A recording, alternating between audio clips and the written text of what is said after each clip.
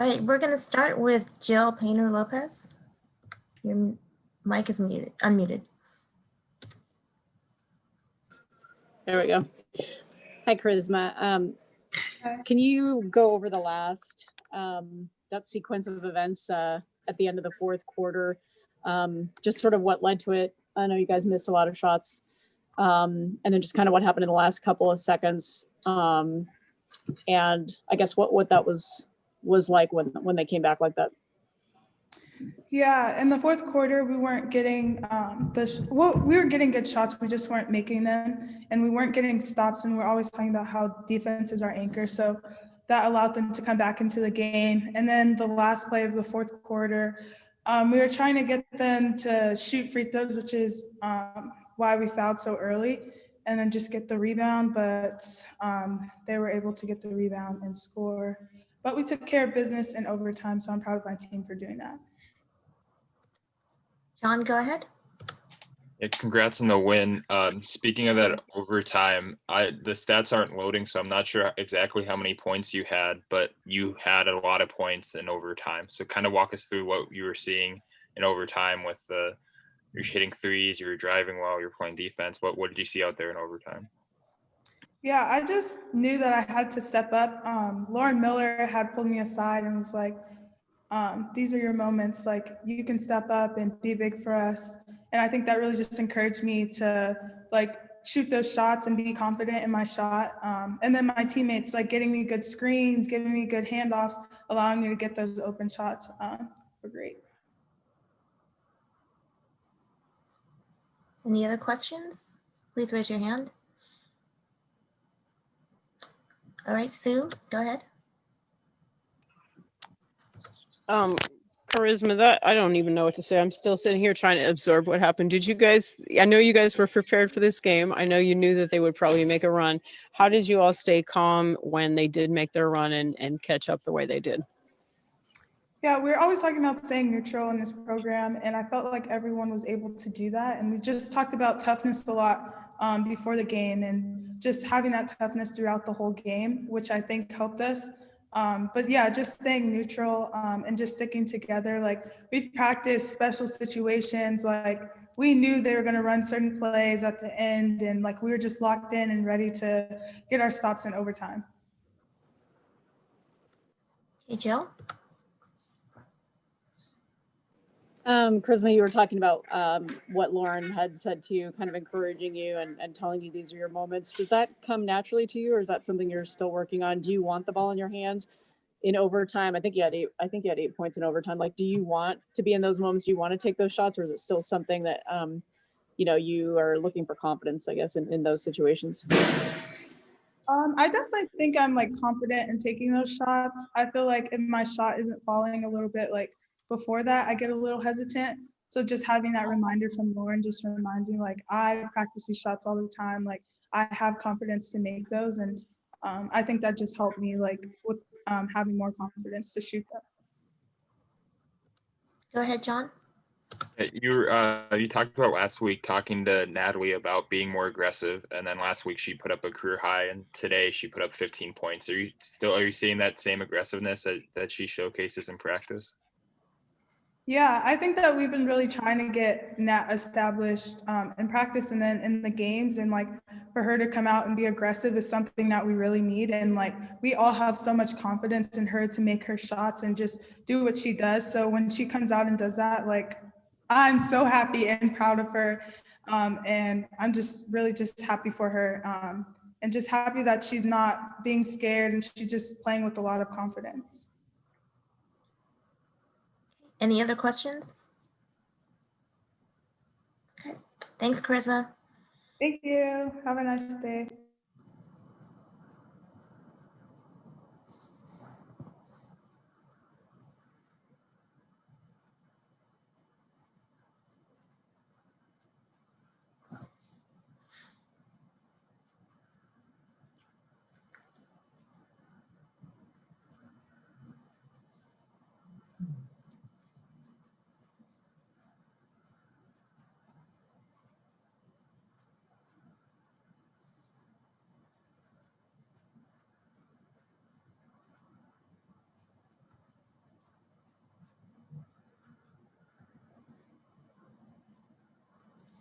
Hi, Nat. Okay, if you have any questions for Natalie, please raise your hand.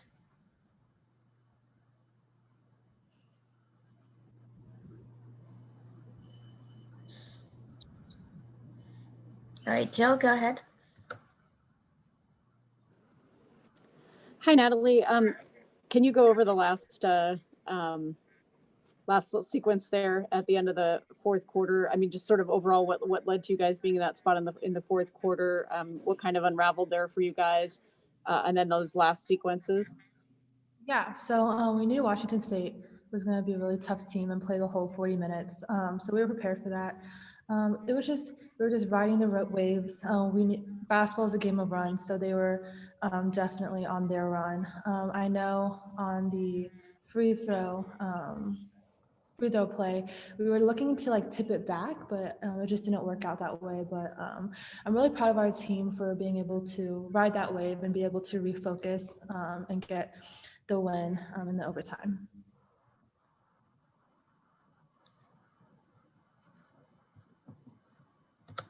Go ahead, Jill. And what can you say about Charisma Osborne's performance tonight, especially in overtime? It's amazing. It's honestly such an honor to watch and be her teammate because she just like kills it all the time. She brings it when we most need her, and she's just really consistent in that. And yeah, she does it all. She's an amazing shooter. She drives. She's one of our best. She's the best defender on our team, and just the intensity and the excellence that she brings really raises the rest of us. John, go ahead. Congrats on the win. Last week you talked about being more aggressive and you put up a career high last week. Did you kind of sense that confidence carrying over from last game and from practices the last few weeks? Yeah, definitely. My teammates have really been, and my coaches have really been encouraging me to be more aggressive and attacking. And a lot of it went down to mental and my mental training. I just didn't want the highs get too high and the lows get too low, and just stay neutral throughout the whole week and just do whatever my team needed me to get the win. Okay, any other questions? Okay, thanks, Natalie. Thank you.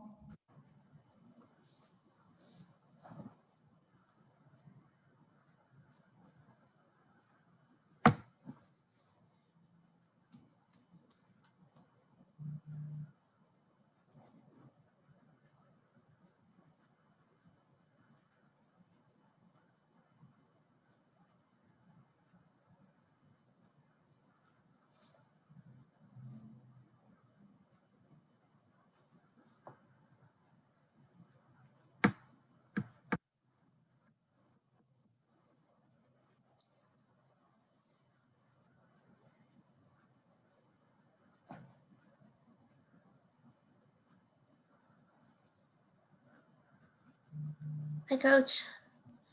Hi, y'all. All right, we're going to start with this opening statement from Coach Klaus, and then we'll open it up for questions. If you have a question following your statement, please raise your hand and I'll call on you.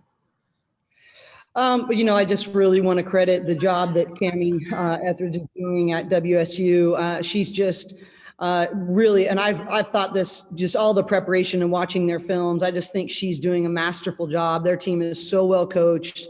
Obviously, some great players on their team, and the Ledger Walker sisters just did a great job coming back. And so I really want to give credit to them. They're a really, really good team.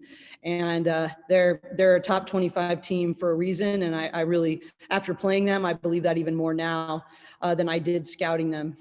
I think that two things that are really important for us. One, on the positive side, we weren't able to train physically, and we're still not able to train physically the way that we would normally do or would want to. But all summer long, and we're even reteaching the book right now, It Takes What It Takes, all of our work on mental conditioning and mental training and neutral thinking, I truly believe that's made the difference in several of our wins. And I'm just really proud of the work they've done. And I think they can feel that they have a skill that they have earned in their mental toughness and how to get back to neutral. And I was wondering, we spent the entire time out before the start of overtime, talking about that you guys, we've been working on this for such a time as this. We, had a tough play. We didn't figure out what we need to do on that defensive box out and the free throw. And, we got to get back to neutral. So I'm really proud of that. That's the good side of what I learned. The bad side is we've got to overcome in some way when Michaela gets really good shots and she misses them, that we don't panic. And that's what happened in the fourth quarter. She got a lot of really good shots, and she didn't make them, and we didn't get second shot opportunities. We didn't create easier ones. And that's how they were able to get on that roll and close the gap. So, and that's happened. It happened at Arizona in the third quarter.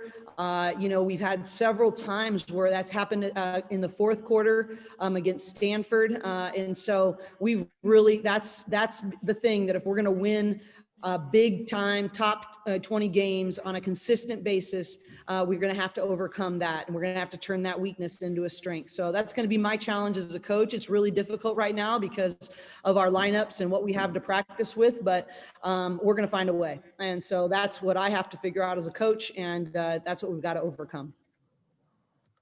Jill, your mic is open. Hi, Coach. How are you? Hello. Hi.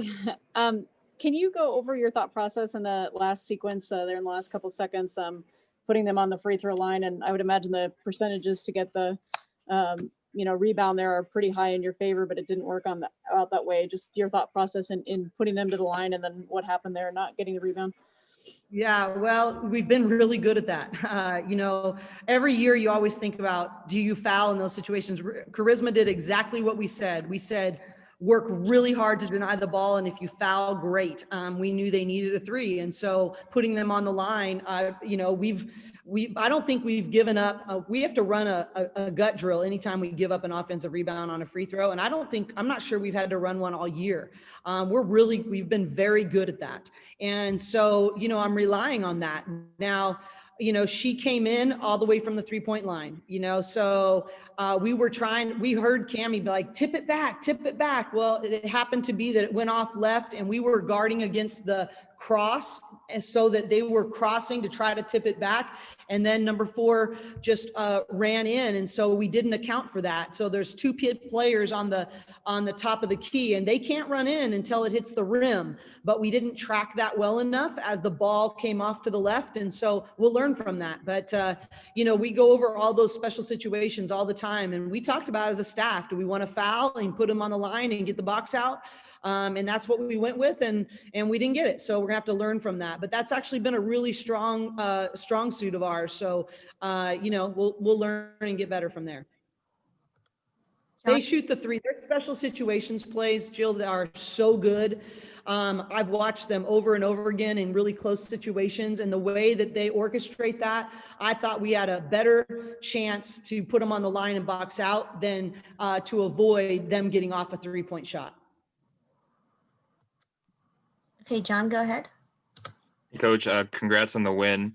You talked about finding different options when Michaela is not hitting shots. What is it like to have Charisma be able to step up and hit some of those big shots in overtime, in the end of the fourth quarter and overtime, to kind of help your team? Well, and I think one of the things I've got to do better job with her is that she plays best when she's on the attack, and she's got these stretches of time, and this is just part of her maturation, is that where she abdicates and she sort of lets other people do it. And we aren't at our best when she's like that. And so she's just too dynamic and too good. And so, I think that trying to show her in film situations where the times in which she just lets the game happen, as opposed to what she did in the overtime when she just wanted the ball in her hands and she was going to go make plays for our team. And I just think she can do that a higher percentage of the time. And she knows it. It's just a matter of trying to build the habit that she can recognize in the moment. But obviously, she saved the day in overtime. But I also want that to help build who she can become during the entire game, and knowing how capable she is to change plays. And I think that would do a lot for Michaela as well. Sue, go ahead. Hey, hi, Cori. I like your hair, by the way. That's pretty. I know you guys knew that they were going to do what they did and make their run. I knew you were prepared for that. But what factors, what people, what anything, what do you think was put it together? You were able to make that to come through in that, because that could have gone either way there for a second. Well, I think it goes back to that mentality, right? That we know how to regroup and gather ourselves. You know, I think the reality is that when you get that many stops in a row on their part, it makes the offense a lot easier. And I think they wore us down a little bit. And, you know, I think just credit to them. I mean, I think our largest lead was 16, and they just, when we just stopped making shots, we just got a little more tentative on defense, and we just made a couple of errors on the defensive end. And I just think it makes everything harder. Just like we always say, you know, if you can get a few stops, that allows us to play up and down. And that's what we got in overtime. We got a couple stops, which allowed us to play and not have to run a set offense. We were able to attack before they really got a chance to set their defense. So, you know, I think it's, you know, you have those long droughts, you better be anchored by your defense. And I think we showed a few chinks in that. And that's how they were able to come back. Because in the end, when you're up 16, even if you have a terrible time on offense, if you just got stops, you could weather the storm a lot easier. And we let our defense, you know, sort of break down a little bit. I really love the job that Tasha did. We knew we couldn't do the same thing over and over again, that Washington State is too good at finding their mismatches. And so we knew we had to mix up some 2 defense, some zone, some switching, some staying. And, you know, and I thought Tasha did a really good job preparing us for that front. John, your mic is open. Yeah. Can you kind of talk about the rotation of Natalie Chou and Cameron Brown, with Natalie kind of being dynamic offensively, showing that aggressiveness again, and then Cam Brown, you tasked her with guarding one of the Ledger Walker sisters on defense. Can you kind of talk about both of them? Well, I think that Natalie's just really growing in what she's bringing to us offensively. And, you know, I think that though, even I wish I had gone a little bit more with Cam, she just was making every hustle play, every passion play, the non-statistical things that really, I think, lead to momentum shifts. And so, you know, remember back in Arizona, you know, we played Cameron a lot on Ari McDonald, and watching her do such a spectacular job. We did the same thing with Pow Pow up at Oregon, and she's just proven herself to be a really, really good defender. And so, you know, how do we just tried to go a little bit of offense defense, and I'm really pleased with how Natalie is growing in her consistency and her aggression level on the offensive end of the floor. And so that's what our decision was made, to look for opportunities to play offense defense with those 2. Any other questions for Coach? Okay. All right. Thank you, everybody, for being here. As usual, we appreciate your coverage and appreciate you telling the stories. And the Pac-12 is really lucky to have all of you. So thank you so much, and we appreciate it. Thank you.